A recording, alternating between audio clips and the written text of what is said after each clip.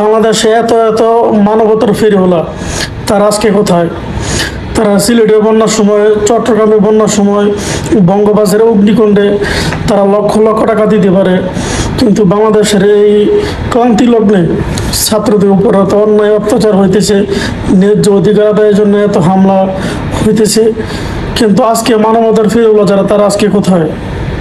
কোথায় তারা? তাদের চোখে কি আজকে এগুলো পড়ে না, নাকি তাদের চোখ আজকে বন্ধ হয়ে গেছে? মনে রাখবেন, সৎ কাজ আদেশ করা কিন্তু খুব সহজ, কিন্তু অন্যায় কাজে বাধা দেওয়া এটা খুব কঠিন, যেটা নাকি আপনার জীবনের উপর দিয়ে যেতে পারে। তো মনে রাখবেন, আমরা সবাই সৎ কাজ আদেশ করতে পারি, কিন্তু অন্যায় কাজে বাধা দেওয়ার ক্ষমতা সবার থাকে না, এটা মনে রাখবেন। আজকে মানবতা ফেরোলা যারা, তারা আজকে কোথায়? তাদের চোখে কি এগুলো আজকে পড়ে না, নাকি তারা এখনো ঘুমিয়ে আছে?